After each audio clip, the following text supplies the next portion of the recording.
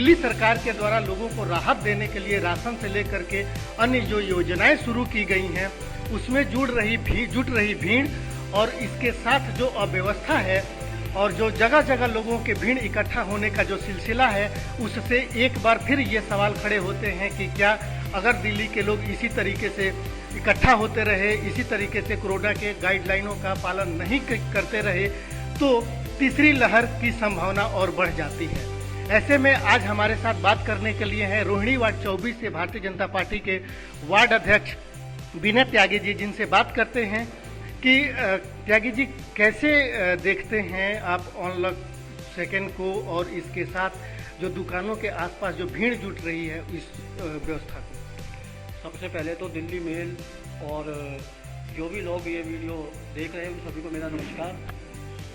जैसा कि अनलॉक शुरू किया गया है, इसमें सबसे बड़ी समस्या ये थी कि जब अनलॉक की घोषणा की गई तो सभी दुकानें एक साथ खुल गई थी। हमारे यहाँ भी काफ़ी बड़ी मार्केट है, उसमें सारी दुकानें एक तरफा सारी खुल गई तो हमें दिक्कत हुई। हमने सोचा अगर ये ओड इवन की तैयारी है तो इस तरह से दुकान नहीं खुलनी चाहिए, उससे रश बाज़ार में बहुत ज़्यादा हो जाएगा और फिर कोरोना की तीसरी लहर आनी ही आनी है। उसको देखते हुए हमने संपर्क किया अपने थाने के एसएचओ से। वहाँ संपर्क करने के बाद उन्होंने आगे बढ़ के इस काम को देखा और इसमें सभी दुकानों के ऊपर ये ओड और इवन के हिसाब से नंबर डलवा दिए। अब वो दुकानें ओड इवन के हिसाब से एक नंबर एक दिन खुलेगी, ओड वाले दिन, और इवन वाली 2 नंबर के दिन खुलेगी। इस तरह से उसको कम करने की कोशिश की गई। जो राशन वितरण के लिए जो सेंटर बनाए गए हैं, विशेष करके जो आधार कार्ड के आधार पर और बगैर आधार कार्ड वाले लोगों को दिया जा रहा है, वहाँ भी बड़ी मात्रा में बड़ी संख्या में लोगों को देखा जा रहा है जो एक दूसरे पे चढ़े हुए हैं। तो क्या कहीं ना कहीं उस जो डर है कोरोना संक्रमण का या तीसरी लहर का, उससे बचाव में लापरवाही देखते हैं आप?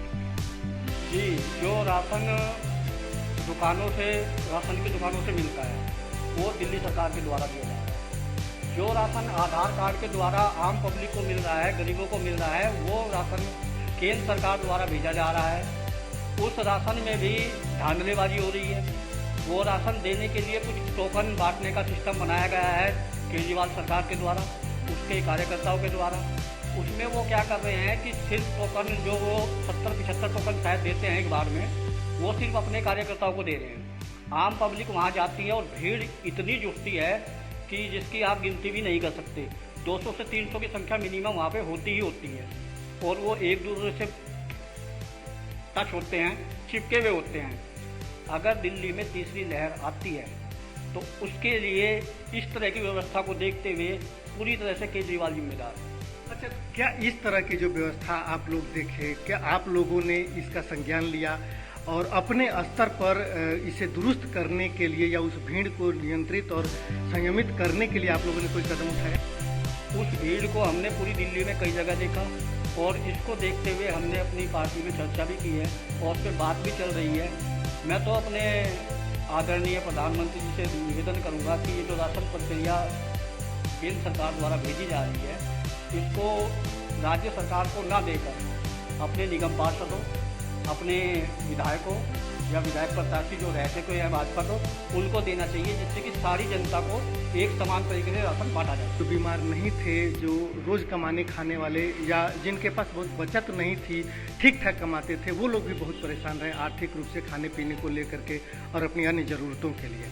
भारतीय जनता पार्टी ने सेवा ही संगठन कार्यक्रम की शुरुआत की और इस कार्यक्रम के तहत बहुत से लोगों को अलग अलग तरीके से अलग अलग चीज़ों का वितरण करके उसको राहत देने की कोशिश की गई। वार्ड 24 में चूँकि आप अध्यक्ष हैं, आप लोगों का क्या प्रयास रहा? लोग आप लोगों से कितनी उम्मीदें रख रहे थे, आप लोगों से संपर्क कर रहे थे और आप लोगों ने लोगों की मदद करने के लिए कौन कौन से कदम उठाए?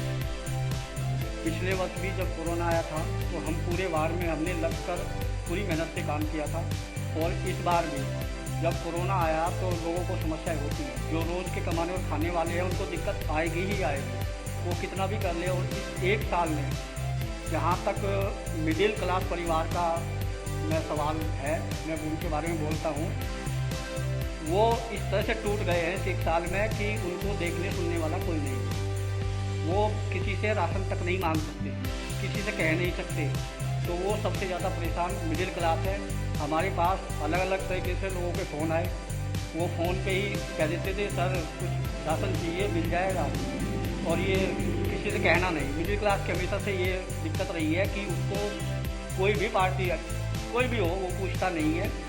हाई क्लास और लोअर क्लास, इन क्लासों पे ही पार्टियां ध्यान देती हैं। मिडिल क्लास वाले, जो एक पीछे वीडियो मैंने देखी थी, किसी ने कहा था कि मिडिल क्लास केवल 4 करोड़ है। 4 करोड़ सिर्फ वो है जो टैक्स पे करते हैं। उसके अलावा भी मिडिल क्लास की बहुत बड़ी संख्या है देश के अंदर, जो हर क्षेत्र में हर पार्टी के लिए सबसे आगे बढ़कर काम करते हैं। इसी तरह से जो लोअर क्लास है उनके लिए भी हमने अलग अलग NGO है, कोई अपना राष्ट्रीय स्वयंसेवक संघ है, सेवा भारती है, इन लोगों ने खाने की व्यवस्था, पका हुआ खाना हो चाहे राशन किट हो, इन सब के साथ मिलकर हमने अलग अलग तरीके से उनको राशन उपलब्ध कराने की पूरी कोशिश की। पूरे वार्ड में अगर बात करें तो कोविड के दौरान केसेस बहुत थे। इस दौरान आप लोगों ने लोगों को जागरूक करने के लिए या उन्हें अस्पताल में भर्ती कराने के लिए, अगर कोई बीमार हुआ, ऑक्सीजन की ज़रूरत थी, ऑक्सीमीटर की ज़रूरत थी जो लोगों को नहीं मिल पा रहे थे, इसमें आप लोगों ने कितना बढ़ चढ़ करके लोगों को? कोरोना के अंदर पिछली बार भी देखा गया और इस बार भी देखा गया कि सबसे अधिक आवश्यकता ऑक्सीजन की पड़ती है, क्योंकि जब आपकी ऑक्सीजन 90 से नीचे आती है तो टेंशन बढ़ जाती है। और ऑक्सीजन के लिए दिल्ली के में जो केजरीवाल बैठा है उसको रोकना कभी मेरे पास ऑक्सीजन नहीं थी, जबकि उसके यहाँ पर पूरी मात्रा में ऑक्सीजन थी। वो उसने अपने कार्यकर्ताओं को, अपने पदाधिकारियों को, अपने निगम पार्षदों को ब्लैक मनी के लिए दी। वो उसको ब्लैक कर रहे थे। एक एक सिलेंडर कम से कम 5,000 से लेकर 40,000 रुपये तक बेचा गया। उसके बाद हमारे जितने भी कार्यकर्ता थे, हमारे जितने भी जानकार थे, जिनके भी फ़ोन आए हमारे पास, हमने चाहे अपने जिले के द्वारा, चाहे हमने अपने निगम पार्षद जी जिन्होंने हमें पूरा सहयोग किया है, उनके द्वारा कई मरीजों को हमने ऑक्सीजन उपलब्ध कराई। कई मरीजों को हमारे निगम पार्षद जी विनोद महेंद्र जी ने हॉस्पिटल में एडमिट भी कराया। लेकिन दिल्ली में दूसरी सरकार बैठी होने के कारण, जहाँ मुख्यमंत्री है केजरीवाल, उसके कारण बड़ी समस्या आई है हॉस्पिटलों में। उसमें क्या कर रखा था कि जितने भी आम आदमी पार्टी के उच्च पदाधिकारी हैं, उन्होंने अधिकतर प्राइवेट हॉस्पिटलों पर कब्जा कर रखा था। वो वहाँ थे, वो सिर्फ अपने लोगों को देख रहे थे, बाकी लोगों की उनको परवाह नहीं थी। और इसी उसमें धांधलेबाजी भी खूब हुई है। उन्होंने हर क्षेत्र में इसको कमाई का जरिया बना दिया। अच्छा, एक सवाल ये है कि वैक्सीन को लेकर के बड़ी गहमा-गहमी है अभी भी। ये लोगों के बीच में भी गहमा-गहमी है कि लोगों को जल्दी से जल्दी वैक्सीन लग जाए, वो चाहे 18 साल से 45 साल हो या उसके बाद के लोग हों। दूसरी तरफ इसे लेकर के भारतीय जनता पार्टी और आम आदमी पार्टी में भी एक आरोप प्रत्यारोप का सिलसिला जारी है। इस दौरान जो वैक्सीन आ रहे हैं उसके प्रचार प्रसार को लेकर के भी एक चर्चा चल रही है कि वैक्सीनेशन सेंटर पे हो या राशन कार्ड सेंटर पे हो, बड़ी संख्या में पोस्टर होल्डिंग्स जो हैं वो लगाए गए हैं। क्या आपको लगता है कि ये वैक्सीन हो या राशन वितरण हो या लोगों को राहत देने की जो चीज़ है, इसके साथ साथ एक प्रचार का भी बहुत बड़ा अवसर के रूप में देखा जा रहा है, वो चाहे आम आदमी पार्टी हो या भारतीय जनता पार्टी? जो प्रचार का रूपरेखा बताई गई है, अभी 3 दिन पहले एक वर्चुअल मीटिंग हुई थी हमारी, उसमें इसको बढ़ चढ़ के बताने के लिए कहा गया है, क्योंकि जो दिल्ली में केजरीवाल सरकार बैठा है वो हर चीज़ पे अपना नाम लिख रहा है।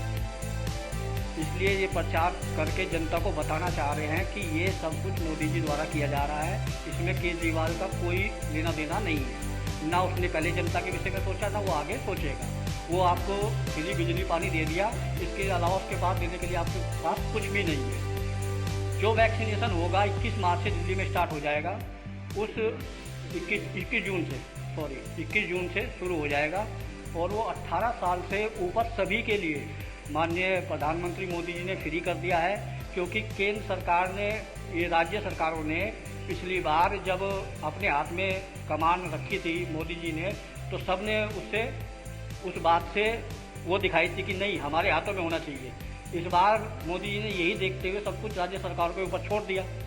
राज्य सरकार के ऊपर छोड़ते ही चारों तरफ हाहाकार मच गया। कि इन लोगों ने विशेषकर एक भारतीय जनता पार्टी के कार्यकर्ता के रूप में पूरे वार्ड में लॉकडाउन के दौरान और कोरोना के दूसरी लहर के दौरान जितनी संभव हो सकी लोगों की मदद करने की कोशिश की।